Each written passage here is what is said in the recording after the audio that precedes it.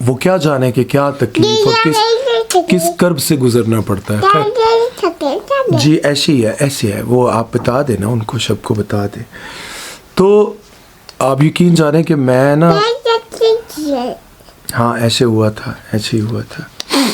अस्सलाम वालेकुम ख़वातीन और हज़रात, मैं हूँ आपका मेज़बान सुमैर। तो आज के नए प्रोग्राम में हम आपको खुशामदीद कहते हैं। दोस्तों, आज भी हमारे पास बहुत ज़बरदस्त किस्म की अपडेट्स हैं, बहुत ज़बरदस्त किस्म की ख़बरें हैं। लेकिन सबसे पहले हम एक ऐसी ख़बर के बारे में बात करेंगे जिसे सुनने के बाद आप कमेंट सेक्शन में अपनी राय ज़रूर देंगे, क्योंकि ये सब कुछ आपके साथ भी होता आया होगा। निदा यासिर ने अपने मॉर्निंग शो में, उनके साथ और भी बहुत सारी एक्ट्रेसेस बैठी हुई थी, नादिया खान भी बैठी हुई थी, तो उन्होंने कहा कि जब भी हम कोई चीज़ ऑर्डर करते हैं तो जो डिलीवरी वाला आता है उसको जब हम पैसे देते हैं तो आगे से वो ये कहता है कि मेरे पास चेंज नहीं है। अब इसके जवाब में जो निदा यासिर ने कहा, उस जवाब को लेकर लोगों ने उनको बहुत बुरा भला कहा कि इतने पैसे कमाती हो और दिल इतना सा है। लेकिन जब मैं सारी तफसील आपके सामने रखूँगा, मैं अपना ओपिनियन भी दूंगा और आप लोग अपनी राय भी दीजिएगा। वो ये कहती हैं कि जब भी मैं उनको कुछ ऑर्डर करती हूँ और वो लेकर आते हैं, जब मैं उनको 2000, 1500 कुछ भी पकड़ाती हूँ तो वो आगे से कहते हैं चेंज नहीं है हमारे पास।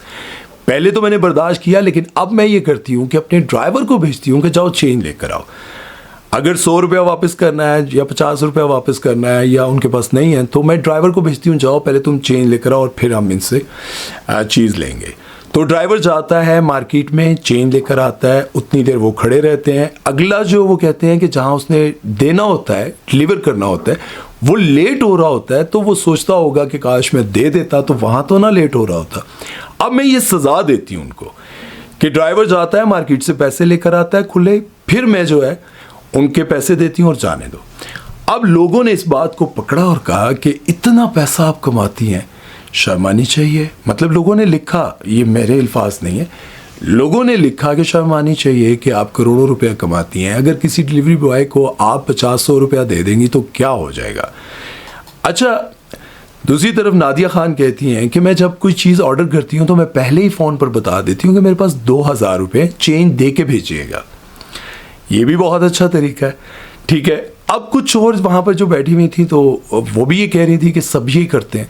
अच्छा, मेरे साथ भी ऐसा हुआ कि जब मैंने कोई चीज़ ऑर्डर की तो एक साहब आए तो उन्होंने कहा जी कि 2800 दे दें, कुछ कम बनते थे। तो मैंने कहा आपने 2800 क्यों मांगे, वो चेंज नहीं होती ना हमारे पास।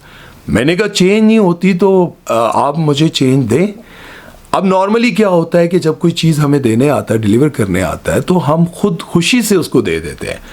लेकिन जब वो इस तरह का कोई काम करता है ना, तो फिर दिल बुरा लगता है कि यार बार बार कोई जानबूझकर कहे कि मेरे पास चेंज नहीं है। अब अगले बंदे को तो बुरा लगेगा कि यार देखो यहाँ पे मुझे वापस इसने 200 देने हैं, 300 देने हैं। वो अलग बात है कि जो बंदा बहुत ज़्यादा कमाता है उसको फ़र्क नहीं पड़ता, लेकिन गुस्सा ज़रूर आता है कि चेंज नहीं है, क्योंकि वो जानबूझ के कर रहे होते हैं। उनको पता होता है कि हमने जहाँ भी जाना है वहाँ से हमने पैसे लेने हैं और बकाया भी देने हैं, ठीक है। अब आपके साथ भी ये सब कुछ होता होगा। अब कुछ लोग ये कहते हैं कि उनको फ़र्क नहीं पड़ता, लेकिन कुछ लोगों के असूल भी होते हैं, कुछ लोगों को बुरा भी लगता है। नादिया खान कहती हैं कि जब वो मुझे 200 वापस करते हैं तो मैं 100 दूँ, 200 दूँ, मैं अपने हाथ से दे देती हूँ खुशी से। लेकिन जब कोई मुझे ये कहता है कि चेंज नहीं है तो मुझे बहुत बुरा लगता है।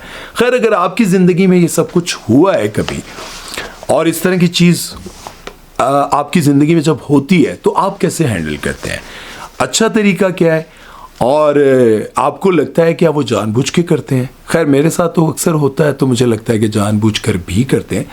लेकिन फिर मैं सोचता हूँ क्या फ़र्क पड़ता है यार, अगर हमारा 100 रुपया वो रख लें, 50 रुपया रख लें तो फ़र्क नहीं पड़ता। लेकिन अगर हम असूलों की बात करें तो उनको पैसे ईमानदारी से, मतलब ये तो एक करप्शन होगी ना, एक बेईमानी भी हो गई कि कोई जानबूझकर कहे, क्योंकि उसको ये पता होना चाहिए कि ये गुनाह है। जब आप ऐसा काम करेंगे तो ये गुनाह है, आपको आगे जाकर इसका जवाब देना है कि आपने फ्रॉड से वो पैसे रखे हैं।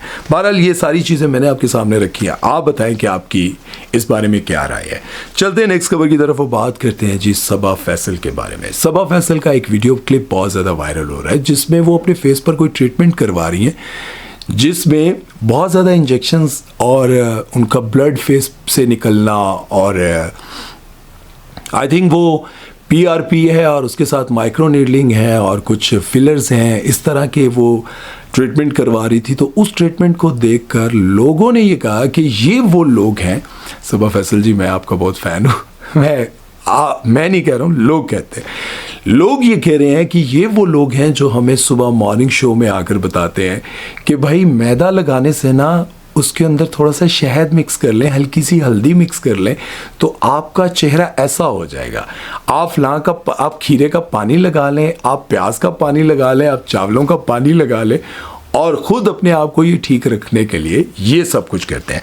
अच्छा, इसी तरह से एक डॉक्टर बिल्किस हैं, वो बस 10 रुपये, आप घर में सिर्फ 10 रुपये आपके लगेंगे, आप जवान नजर आएंगे। आप बेसन ले लें, उसमें शहद डाल लें, उसमें सिरका डाल लें, उसमें हल्का सा नींबू निचोड़ लें, अपने फेस पे लगा लें। ये पेस्ट आपको सारी ज़िंदगी जवान रखेगा। उसके बाद एक और हैं डॉक्टर उम्मे राहिल, वो भी बैठकर मॉर्निंग शोज़ में ये सब कुछ बता रही होती हैं, लेकिन ये सब के सब सर्जरीज भी करवाते हैं, फिलर्स भी करवाते हैं, उसके बाद जाकर महंगे महंगे ट्रीटमेंट भी करवाते हैं, लेकिन मॉर्निंग शोज़ में बैठकर सब जो है ना ये टोटके बता रहे होते हैं। क्योंकि अभी कुछ ही दिन पहले की बात है, एहसन खान का एक वीडियो क्लिप मेरे सामने से गुजरा और मैं जो कमेंट्स पढ़ रहा था, आप यकीन जाने में हैरान था। जब एहसन खान से पूछा कि आप इस एज में, यानी अब इस एज का मतलब ये होता है कि 50 के करीब हैं या 50 के हो गए हैं, तो आपका अभी तक फेस इतना फ्रेश फिट फाट। तो वो कहते हैं कि मेरी जो वाइफ है ना, वो एग वाइट का एक वो पेस्ट बनाती हैं, वो हम ना चाहते हुए भी लगाते हैं और उससे मेरा फेस, मेरे पूरे फैमिली का फेस ऐसा फ्रेश रहता है और मैंने कभी कुछ नहीं लगाया। ठीक है, उस सानू भाई, इनके इस बयान के बाद मैं कहता हूँ पूरे पाकिस्तान में अंडे महंगे हो गए हैं भाई। यार बंदा अंडे खरीद के अपने मुंह पे मल रहा है कि मैं एहसन खान अगर सोना हो जावा, लेकिन सोना हो नहीं पा रहा सारे। बल्कि वो क्या बोलूँ, मैं तो एक्टर का नाम लेने लगा था, गोगा पसरूरी। सारे गोगा पसरूरी और अमानत चंद बनते जा रहे हैं यार, वो लेजेंड है हमारे। लेकिन बात यह है कि एहसन खान कोई भी नहीं बन पा रहा। सारे अंडे मल के वो गोगा पसरूरी और अमानत चंद और ये सारे बनते जा रहे हैं। एक भी एहसन खान, एक भी जड़ा है वो समी खान नहीं बढ़िया। की वजह यार, ये जितने भी लोग आपको ये बताते हैं ना कि हमने सिर्फ टमाटर लगाया तो ऐसा हो गया, मैं तो सिर्फ वो जो अम्मा काट रही होती थी टमाटर तो मैं मलती रहती थी तो आज मेरा फेस ऐसे है, ये सब का सब झूठ होता है। ठीक है, तो बहरहाल सबा फैसल का ये वीडियो क्लिप वायरल हुआ तो लोगों को समझ आई कि भाई ये जो कुछ हमें मॉर्निंग शोज़ में बैठ के बताते हैं सब झूठ है। ठीक है, तो आप भी हरबे करते रहें, लेकिन अगर आपको बहुत आउटस्टैंडिंग खूबसूरत बनना है तो फिर तो मैं भी शायद को मशवरा करना पड़ेगा, मैं भी शायद को तो पूछना पड़ेगा कि की कराना पैदा है। बहरहाल सबा फैसल तो खुद भी बताती हैं कि मैं तो कराती रहती हूँ फिलर शिलर्स, लेकिन जो वो असल चीज़ कहती है ना कि मैं सुबह उठ के ये फ्लास लगा लेती हूँ, वो अर्क का कौन सा अर्क होता है यार, गुलाब का अर्क लगा लेती हूँ, इससे रोज़ वाटर से मेरा ये हो जाता है, फलां हो जाता है, कुछ भी नहीं होता। खैर चलते हैं नेक्स्ट खबर की तरफ और बात करते हैं जी सहर खान के बारे में, जिनको आजकल बहुत ज़्यादा तनकीद का सामना करना पड़ा और बाद में वो बहुत ज़्यादा सफाइयाँ भी देते रहते हैं लोग इस तरह की हरकतें करने के बाद। सहर खान वो हैं जिनका आजकल वहाज अली के साथ ड्रामा चल रहा है, जिनकी शादी, उनकी शादी, जिन्ना दी शादी। इस पर तो एक मेन वीडियो बनेगी और आपको बताएंगे कि इसमें क्या ऊट पटंग दिखाया जा रहा है यार। खैर सबसे पहले तो मैं आपको ये बताता चलूं कि इन पर तनकीद क्यों की जा रही है। इन्होंने एक तस्वीर लगाई लड़की लड़के की, हाफ तस्वीर, ठीक है, उस पर लिखा बिग डे अल्हम्दुलिल्लाह। जब इस तरह की चीज़ें लगाई जाती हैं तो उसका मतलब ये होता है बिग डे, मतलब मेरी शादी हो गई या शादी होने वाली, मंगनी हो गई। खैर जी, अभी मैं सहर खान के बारे में बात कर ही रहा था तो मुझे व्हाट्सएप पर एक कॉल आती है और मुझे पता ये चलता है कि प्यारी मरियम इंतकाल कर गई और इंतहाई मुझे दुख हुआ। प्यारी मरियम एक टिकटॉकर है जो फेमस हुई थी सिर्फ इस बात पर, ओ माओ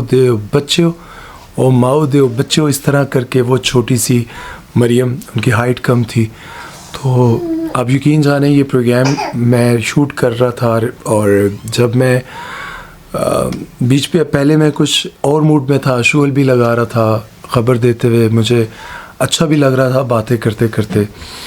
लेकिन जब मैं अभी मुझे जब ये व्हाट्सएप पे ख़बर मिली है तो मुझे यकीन नहीं आ रहा। मतलब वो इतनी अच्छी प्यारी वो टिकटॉकर, बहुत अच्छा बोलती थी, मतलब एक अच्छे इन्फ्लुएंसर ने उससे शादी भी कर ली थी, बहुत अच्छी ज़िंदगी गुजर रही थी। इंतकाल उनका ऐसे हो गया जी कि वो बच्चे की पैदाइश के दौरान जो है वो नहीं बर्दाश्त कर पाई उस तकलीफ़ को जो माँ अपने पेट में बच्चा रखती है 9 महीने के लिए। तो अभी मैंने कोई तफसील नहीं जानी, इस बारे में कुछ नहीं किया, लेकिन जब मुझे पता चला तो मैं ये यकीन जाने वो सैर खान की ख़बर और इन चीज़ों को एक तरफ रखा और मैंने कहा कि आप लोगों को बताऊं यार कि लोग समझते हैं कि बच्चे को पैदा करना बहुत आसान काम है। लोग जो हैं वो अपनी बीवियों को मिसालें दे रहे होते हैं कि मेरी जो है वो माँ के 10 बच्चे हैं, देखो वो कैसे हट्टी कट्टी और तुमसे 2 बच्चे नहीं संभाले जाते, और मिसालें दे रहे होते हैं कि मेरी ताई के इतने बच्चे हैं, मेरे चच्ची के इतने बच्चे हैं, मामी के इतने हैं। तो वो क्या जाने कि क्या तकलीफ़ और किस कर्ब से गुजरना पड़ता है। जी ऐसे है वो, आप बता देना उनको, सबको बता दें।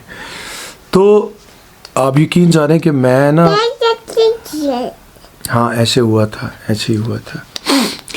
तो आप बता दो सबको, अस्सलाम वालेकुम कर देना जब वो देखें सबको। अस्सलाम वालेकुम जी, जय बीरू है इधर, इसके आगे होके बात करें, इसके आगे। अस्सलाम वालेकुम, अस्सलाम वालेकुम बीरू। हाथ नहीं लगाते ना, हाथ नहीं लगाते, सिर्फ बात करते हैं। आहा, अब आप चुप करके बैठे, मैं बात कर रहा हूँ, ठीक है। खैर, जिस तरह से लोग अपनी बीवियों को मिसालें दे रहे होते हैं कि मेरी माँ ने 10 बच्चों को जन्म दिया, देखो कैसे हैं, और तुमसे 2 बच्चों की पैदाइश के बाद ये हालत हो गई है और तुम इस तरह की हरकतें कर रही हो।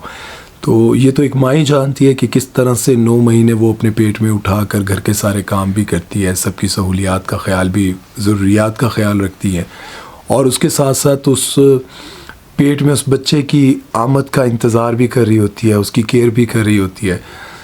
तो ये तकलीफ़ वही जानती है। खैर, प्यारी मरियम जो हैं वो बहुत खुश थी और सऊदीया में बहुत ज़्यादा, दुबई में अपनी वीडियोस वगैरह भी लगाती रहीं और अपने हस्बैंड के साथ उनकी ज़िंदगी बड़ी अच्छी गुजर रही थी जी। तो अचानक से जब ये ख़बर आई तो बड़ी तकलीफ़ दे थी। खैर, मज़ीद तफसील मैं जानकर नेक्स्ट वीडियो में आपको बताऊँगा। अभी तो फ़िलहाल मैं ज़्यादा बात नहीं कर पा रहा हूँ, मुझे। जी बेटा जी। बीरू भी आ गया था एकदम कमरे में, बीरू को भी लगा कि बाबा एकदम उदास हो गए हैं, तो बीरू अपने बाबा को खुश करने के लिए आ गया कि बाबा परेशान हो गए हैं एकदम, बाबा को क्या हो गया है ना बीरू। बीरू, आप बाबा के लिए परेशान हो गए थे, हैं परेशान हो गए थे। आप कह दो प्यारे बाबा कह दो, मेरे प्यारे बाबा। खैर, अभी मुझे मज़ीद तफसीलात के, एक मिनट। खैर, अभी मुझे मज़ीद तफसीलात के बारे में पता नहीं है। जैसे ही मुझे तफसीलात के बारे में पता चलेगा, मैं आपको कल की वीडियो में इंशाल्लाह पूरी तफसील बताऊंगा कि क्या हुआ था और किस वजह से उनकी डेथ हुई है। वो सब कुछ इंशाल्लाह कल की वीडियो में मैं आपको बताऊंगा। अपना ख्याल रखिएगा, दुआ में याद रखिएगा। सुमैर चौधरी को दीजिए इजाज़त। अल्लाह हाफ़िज़।